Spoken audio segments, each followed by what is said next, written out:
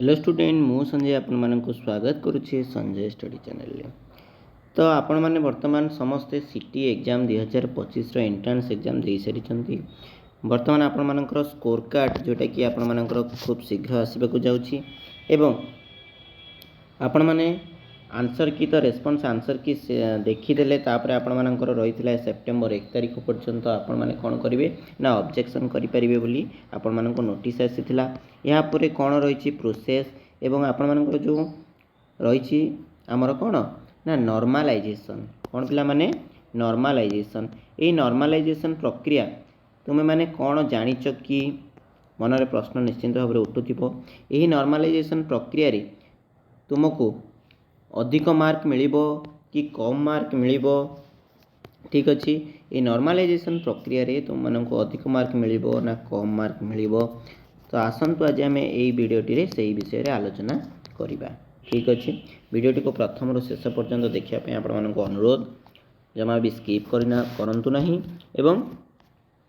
जदि केउठी डाउट रुहे तेबे निश्चित भाव में आपण माने कमेंट रे पचारि परिबे। ठीक अच्छे तो नॉर्मलाइजेशन कहीं हुए पिला माने प्रथम आमर क्वेश्चन आपण मानक पे जे पिला माने मध्य पचारिचंदी नॉर्मलाइजेशन ऊपर आपण वीडियो आणंतु। तो नॉर्मलाइजेशन टा कहीं हुए ठीक अच्छे ये जो नॉर्मलाइजेशन टा हुए कहीं आपण माने समस्ते जानिचंती आपणकर परीक्षा 4 दिन धरी होइतिला होना नै पिला माने 23 24 25 एवं 26 तारीख दिन पर्यंत आपण मानकर कौन होता परीक्षाटी सिटी एंट्रांस टेस्ट अनुष्ठित होता। विभिन्न सेंटर रे विभिन्न परीक्षार्थी विभिन्न वर्गर शिक्षार्थी माने परीक्षा देइथिले। जो शिफ्ट आपण मानकर धरा जाइथिला केतोटी शिफ्ट होइथिला ए वर्ष प्रथम थर ए वर्ष आपण मानकर 4टी शिफ्ट होइथिला। केतोटी शिफ्ट पिला माने ना 4टी शिफ्ट होइथिला। जेते बेले 4टी शिफ्ट होइथाय सही समय जो क्वेश्चन आसे पिला माने 90 क्वेश्चन होना ना पिला माने 90 क्वेश्चन आसी थाए सिटी तुम माने समझ जानि छ गोटे क्वेश्चन को गोटे मार्क होना ना पिला माने जो 90 मार्क क्वेश्चन आपण मानकर परीक्षा रे पड़ी थाए से 90टी क्वेश्चन सबु शिफ्ट रे समान थाए कि सबु शिफ्ट रे समान न थाए। क्यों शिफ्ट रे टिके क्वेश्चन इजी थाए क्यों शिफ्ट रे क्वेश्चन हार्ड थाए तो क्यों शिफ्ट रे क्वेश्चन इजी टू मॉडरेट थाए किंबा क्यों शिफ्ट रे आपण मानकर मॉडरेट लेवल क्वेश्चन आसी थाए कहना नहीं पिला माने बेले बेले कौन हुए ना एत्यधिक क्वेश्चन एकाधिक क्वेश्चन तैयारी करबा समय रे क्यों शिफ्ट रे अधिक हार्ड जाई थाए हेरी क्योंठी कम जाई थाए हार्ड तो क्योंठी इजी जाई थाए। ये जो इजी हार्ड एवं ए भली क्वेश्चन आसी थिबारु आपण मानकर कौन करा जाय पिला माने ना नॉर्मलाइजेशन करा जाई थाए। आपण माने एबे बुझी पारले नॉर्मलाइजेशन प्रक्रिया कौन पई हुए होना नाही पिला माने। तापरे नॉर्मलाइजेशन रे जदि आपण माने कौन करंती तेबे आपण मानको अधिक मार्क मिलिबो। प्रश्न नॉर्मलाइजेशन कले मते अधिक मार्क मिलिबो नॉर्मलाइजेशन हैला परे अधिक मार्क मिलिबो ना कम मार्क मिलिबो। ठीक अछि जो अधिक मार्क एवं कम मार्क केमती हुए जदि आपण मानकर शिफ्ट कौन होइथिबो पिला माने शिफ्ट टिके मॉडरेट टू हार्ड थिबो लेवल हैला मॉडरेट टू हार्ड जदि लेवल थिबो एवं आपण माने कौन करिसंती ना जेति की क्वेश्चन रो उत्तर देइछंती सबुतक सठिक देइछंती आउ केते गुडी को क्वेश्चन छाडी देइछंती हैला ताहले आपण को कौन करियो कौन मिलिबो सिठी ना आपण को मार्क सिठी अधिक मिलिबो। ओके जदि नेक्स्ट आपण माने कहबे जे मोर मार्क कमी गला सर मोर नॉर्मलाइजेशन माने स्कोर कार्ड रे एतिक आसला और नॉर्मलाइजेशन स्कोर रे एतिक हे गला ताले कोन पे नॉर्मलाइजेशन रे कमिबो ना जदि आपण माने 90 रो मने करो 90 रो आपण माने 50 टी ठीक करिसंती एवं 40 टी आपण माने भूल कर दैचंती तो 40 टा पे आपण मानकर 10 मार्क कटि जो टोटल 40 मार्क हे जिवो होना नै पिला माने 50 क्वेश्चन पे 1 मार्क पे 50 मार्क 40 जेहेतु आपण माने करूचंती प्रत्येक 4टी भूल थिला आपण मानको 1 मार्क रिड्यूस करिया पे पड़िबो तो 40 हरण 4 पिला माने केते हे जिवो 10 मार्क कटि गेले केते हे जिवो पिला माने 40 मार्क रहिबो। किंतु जेतेबेले आपण माने 40 टी क्वेश्चन रो उत्तर भूल देई दैछंती सही समय रे कौन हम ना आपण जो देखा जीवो जे नाई पिलाटी केते ठीक आक्युरेट करिछि किंबा केते भूल करिछि सेही समय आपण मानकर मार्क कोन हे जिवो रिड्यूस कर दिया जिवो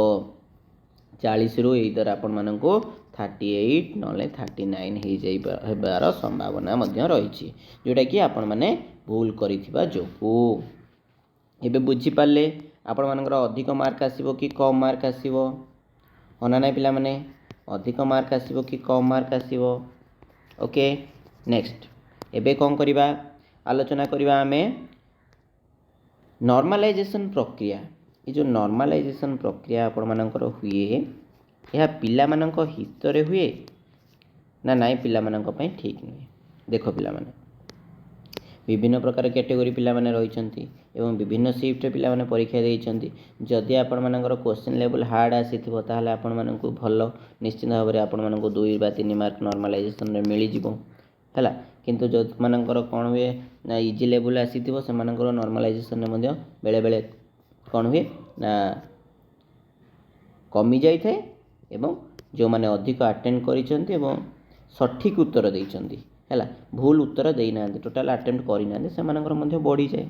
हैला ताले गोटे पक्ष रे पिला मानक हित रे आ गोटे पिला मानकर अहित रे होना नै निश्चित भाबरे कमेंट जणैबो बुझी पालो ना नै पिला माने ए जो नॉर्मलाइजेशन प्रोसेस टा ए जो नॉर्मलाइजेशन कोन पई हुए हैला आपण माने समस्त जानले कोन पई हुए नै विभिन्न शिफ्ट रे विभिन्न प्रकार क्वेश्चन आस्ते कोठी हार्ड कोठी लो इजी कोठी मॉडरेट तो सेति पई होई थाए एवं मार्क कमिबो ना बढ़िबो निश्चित भाबरे आपण मानकर क्लियर डाउट क्लियर हैला ओके ये जो नॉर्मलाइजेशन प्रोसेस आपण मानकर आगुरु सिटी रे नथिला पिला माने आगुरु आपण मानकर सिटी रे नॉर्मलाइजेशन प्रोसेस नथिला हैला एई प्रीवियस ईयर आपण मानकर जतले 2024 रे सिटी एंट्रेंस रे टेस्ट हैला सही समय ठारो आपण मानकर कोन हैला ई नॉर्मलाइजेशन प्रोसेस टी आपण मानकर लागू करा गला